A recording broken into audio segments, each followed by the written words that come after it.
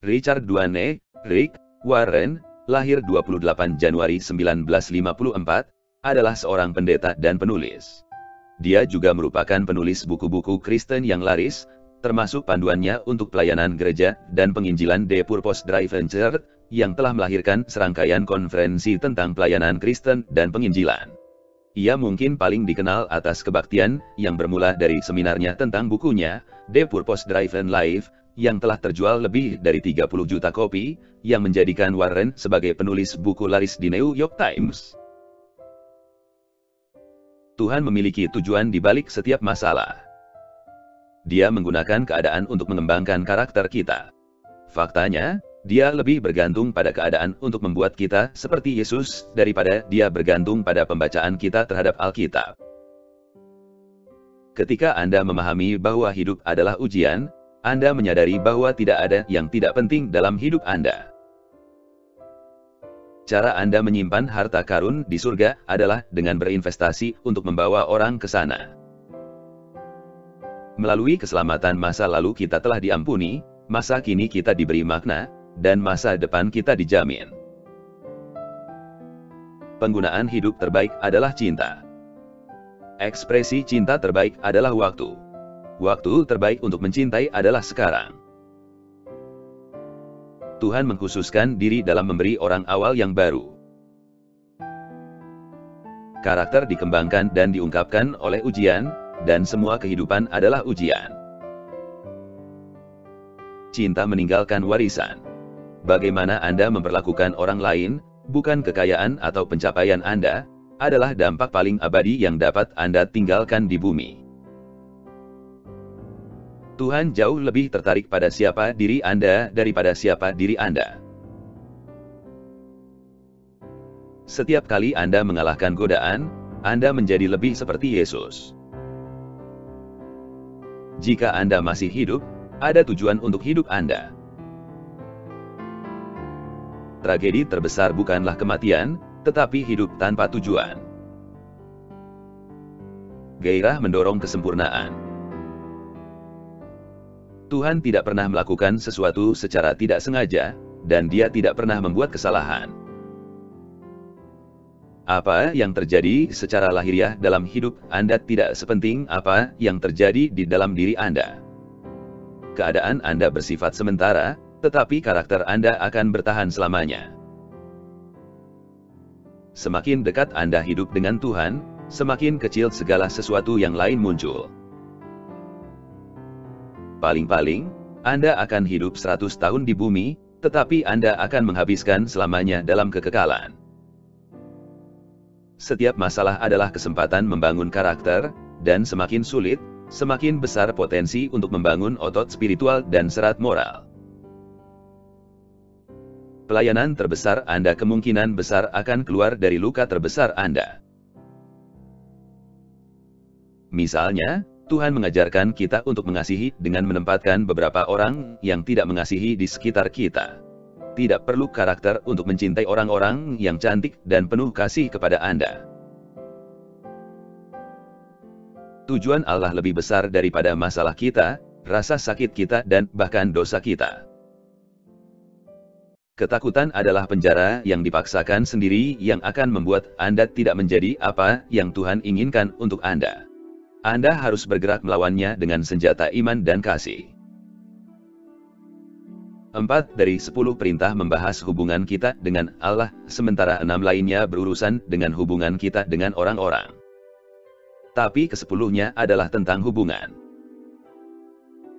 Keserupaan dengan Kristus adalah tujuan akhir Anda, tetapi perjalanan Anda akan bertahan seumur hidup.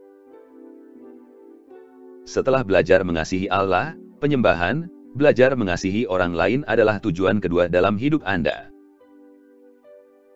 Dan Anda tahu, ketika Anda telah mengalami kasih karunia, dan Anda merasa seperti telah diampuni, Anda jauh lebih memaafkan orang lain. Anda jauh lebih ramah kepada orang lain. Kekristenan bukanlah agama atau filosofi, tetapi hubungan dan gaya hidup.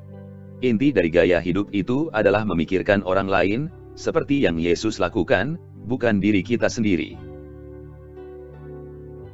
Saya mengundang Anda untuk menundukkan kepala Anda, dan dengan tenang membisikkan doa yang akan mengubah kekekalan Anda. Yesus, saya percaya kepada Anda dan saya menerima Anda. Hamba yang setia tidak pernah pensiun. Anda dapat pensiun dari karier Anda, tetapi Anda tidak akan pernah pensiun dari melayani Tuhan. Anda tidak menciptakan diri sendiri, jadi tidak mungkin Anda bisa mengatakan pada diri sendiri untuk apa Anda diciptakan. Belajar mencintai tanpa pamrih bukanlah tugas yang mudah. Ini bertentangan dengan sifat egois kita. Jangan sia-siakan rasa sakitmu, gunakan untuk membantu orang lain. Yang penting bukanlah durasi hidup Anda, tetapi sumbangannya. Tuhan mengembangkan buah roh dalam hidup Anda dengan mengizinkan Anda mengalami keadaan di mana Anda tergoda untuk mengungkapkan kualitas yang berlawanan. Pengembangan karakter selalu melibatkan pilihan, dan godaan memberikan kesempatan itu. Ketika kehidupan di bumi berakhir, orang tidak mengelilingi diri mereka dengan benda-benda. Apa yang kita inginkan di sekitar kita adalah orang-orang yang kita cintai dan memiliki hubungan dengan kita. Banyak orang enggan menunjukkan belas kasihan karena mereka tidak memahami perbedaan antara kepercayaan dan pengampunan. Pengampunan adalah melepaskan masa lalu. Kepercayaan ada hubungannya dengan perilaku di masa depan. Tidak ada pertumbuhan tanpa perubahan, tidak ada perubahan tanpa rasa takut atau kehilangan, dan tidak ada kerugian tanpa rasa sakit. Ini bukan tentang Anda. Yesus tidak mati di kayu salib hanya agar kita dapat menjalani kehidupan yang nyaman dan disesuaikan dengan baik.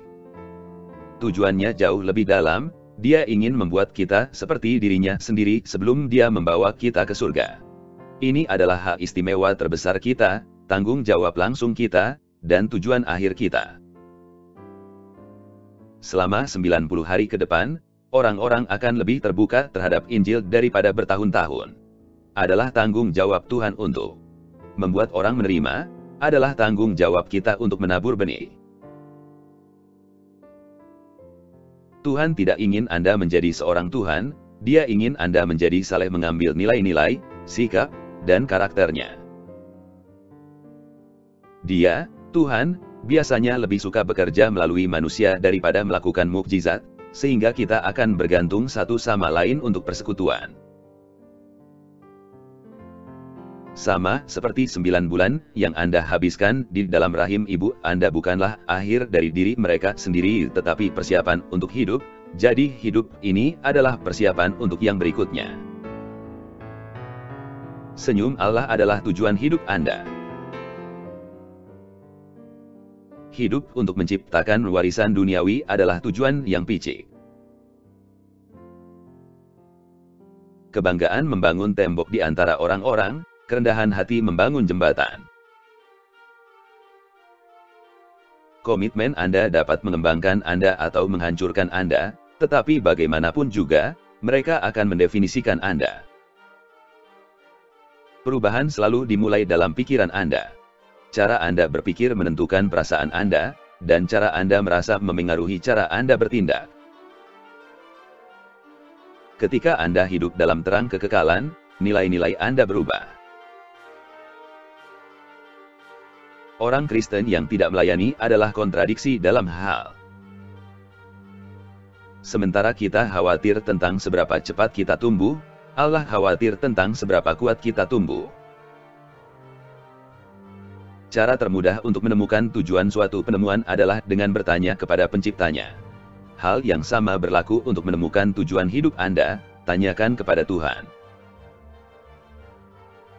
Tidak ada yang membentuk hidup Anda lebih dari komitmen yang Anda pilih untuk dibuat.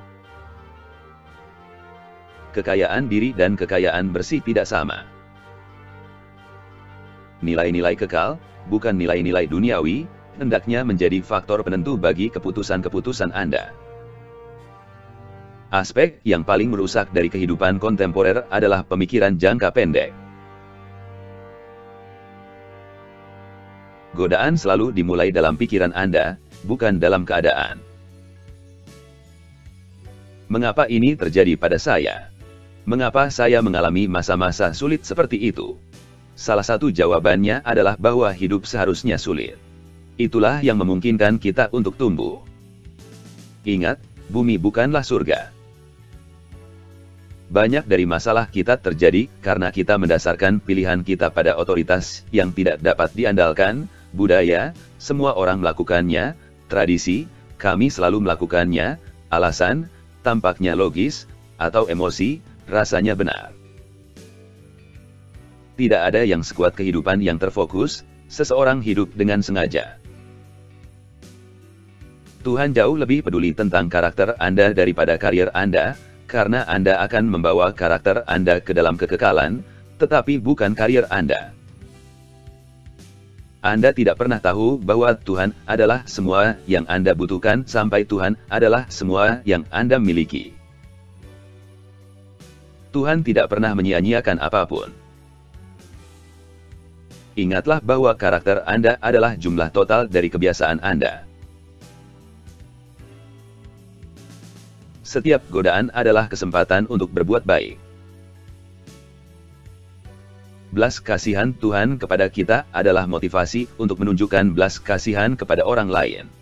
Ingatlah, Anda tidak akan pernah diminta untuk mengampuni orang lain lebih dari Allah telah mengampuni Anda. Harta benda hanya memberikan kebahagiaan sementara. Jangan pernah mencoba berdebat dengan iblis. Satu-satunya cara Anda dapat melayani Allah adalah dengan melayani orang lain. Anda bukan kecelakaan. Anda tidak akan berada di surga 2 detik sebelum Anda berseru, "Mengapa saya menempatkan begitu banyak kepentingan pada hal-hal yang begitu sementara? Apa yang saya pikirkan? Mengapa saya membuang begitu banyak waktu, energi, dan kekhawatiran tentang apa yang tidak akan bertahan lama?" Ketika Anda pindah ke kekekalan, Anda akan meninggalkan segala sesuatu yang lain di belakang.